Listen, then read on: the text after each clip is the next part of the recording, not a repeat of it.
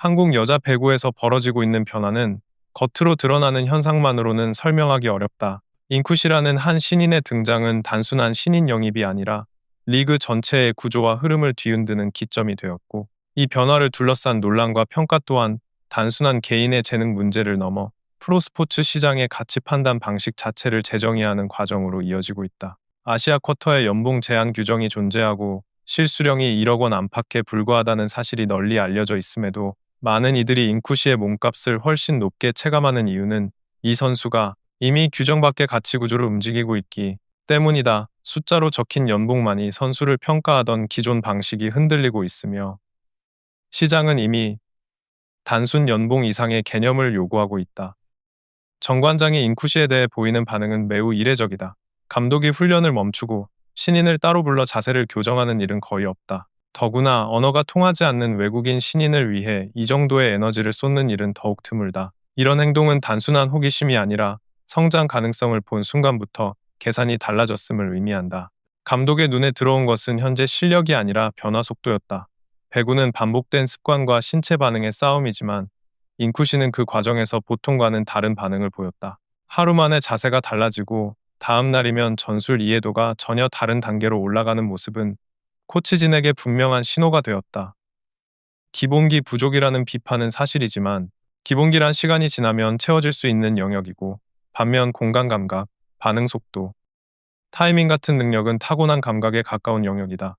감독은 후자에 주목했고, 그 판단이 인쿠시를 변수가 아닌 자산으로 바라보도록 만들었다. 정관장 공격이 가진 구조적 문제는 시즌 내내 지적되어 왔다.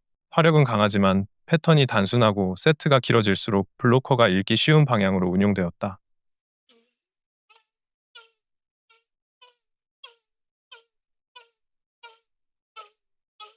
이 고착화된 패턴은 리그 상위권 팀에게 반복적으로 약점으로 노출되었고, 중요한 순간마다 공격 루트가 단순해지면서 위력을 잃었다. 이 상황에서 인쿠시가 가진 비정형적 리듬과 예측 불가능한 타이밍은 단순한 보조 옵션이 아니라 공격 구조 전체를 새롭게 재배열할 수 있는 실험적 요소로 기능한다. 타점이 애매하게 빨라지거나 느려지는 스윙, 볼을 때리는 순간의 미묘한 박자 차이는 상대팀 블로커의 타이밍을 반드시 흔들 수 있다. 리그는 이미 고정된 루틴을 극도로 빨리 읽는 고수들이 가득한 공간이며, 이곳에서 변칙 타이밍은 의도치 않은 강력한 무기가 된다. 물론 리시브라는 약점은 냉정한 현실이다. 국제 무대에서 투입되는 강서브는 그 약점을 파고들기 쉬운 공격적 무기이고, 리시브 효율이 안정화되지 못한다면 공격 능력이 좋아도 버틸 수 없는 순간이 온다.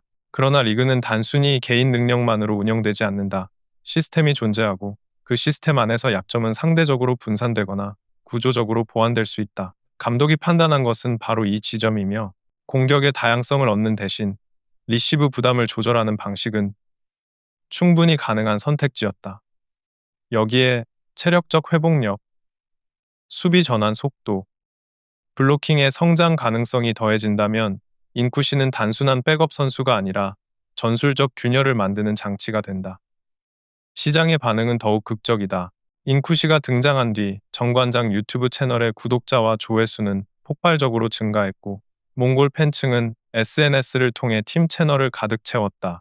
몽골 기업들의 후원 문의는 단순한 관심이 아닌 실제 수익으로 이어질 가능성을 품고 있으며, 이는 구단이 기존 외국인 선수에게서 얻지 못했던 시장 확장 효과를 의미한다. 적은 연봉에도 불구하고 구단은 이미 투자 대비 몇 배의 마케팅 효과를 얻고 있고, 이는 숫자로 명확히 확인된다. 단순히 감성적 반응이나 단기적인 화제성이라고 치부할 수 없는 이유는 실제 티켓 판매, 조회수, 후원 요청이 모두 상향 곡선을 그리며 경제적 지표를 증명하고 있기 때문이다. 즉, 기본 연봉 1억 원이 아니라 외부 가치가 연봉 여러 배의 효과를 생산하고 있다. 팀 내부 경쟁 분위기도 급격히 솟구쳤다. 인쿠시의 합류는 기존 주전들에게 자리 보장이 더 이상 당연하지 않음을 일깨웠고, 이는 훈련장 전체의 긴장도를 끌어올렸다. 선수들은 더 적극적으로 움직였고, 더 빠르게 전환했으며, 더 과감한 공격을 시도하기 시작했다. 한 명의 선수가 가져온 변화가 팀 전체를 흔들고 있고, 이는 감독이 만들어낸 매기 효과가 현실에서 작동하고 있음을 보여준다. 경쟁 구도는 조직을 강하게 만드는 가장 전통적인 방법이고, 정관장은 그 효과를 즉시 체감하고 있다. 기본기 부족이 단점이지만 팀 전체의 텐션을 높이는 에너지 자극제가 된다는 점에서 인쿠시의 가치는 단순한 실력 평가를 넘어선 영역에 도달했다. 하지만 비판 또한 무시할 수 없다. 예능 이미지로 뽑은 것 아니냐는 비판, 팬심에 기대팀을 꾸리는 것이냐는 의문, 가벼운 흥행을 위해 프로 무대를 희화화하는 것이냐는 우려는 충분히 타당하다. 프로배구는 실력과 성과가 최우선이며 감동서사는 부가 요소일 뿐이다. 특히 세계적 수준의 목적타 서브가 존재하는 리그에서 리시브 불안은 치명적인 약점이다. 이 약점을 보완하지 못하면 결국 반쪽짜리 전력으로 평가될 수밖에 없다. 이 때문에 인쿠시에게 필요한 것은 팬들의 응원이 아니라 냉정한 경쟁의식이다. 이 점을 가장 잘 알고 있는 인물이 김연경이며, 그녀가 예능에서 보였던 날카로운 지적은 단순한 예능의 한 장면이 아니라 프로의 기준을 전달하는 메시지였다. 김연경이 인쿠시를 언급한 사실은 시장의 공기를 바꾸었다. 그녀는 말 한마디의 무게를 누구보다 잘 알고 있어 쉽게 이름을 거론하지 않는다. 그런 인물이 인쿠시를 지목했다는 것은 이 선수가 잠재적 자산이 될 수 있으며 단기 흥행용 카드가 아니라 장기 프로젝트로 다뤄야 한다는 신호로 작용한다. 구단과 팬, 스폰서, 심지어 리그까지 움직이는 이름이기 때문에 그녀의 발언 하나는 시장의 방향을 바꾸는 계기가 된다. 실제로 발언 이후 구단 내부 평가가 달라졌고 마케팅 기획이 새롭게 시작되었다. 이는 단순한 칭찬이 아니라 투자자적 관점에서의 조용한 압박이며 구단이 인쿠시를 미래 가치형 선수로 관리하라는 메시지다. 결국 인쿠시는 가성비를 넘어 가성비라는 개념을 실험하는 첫 사례가 되고 있다. 연봉은 적지만 팀 조직을 흔들고 구단의 브랜드 가치를 끌어올리며 시장 확장을 이끌고 전술적 다양성을 제공하는 선수는 극히 드물다.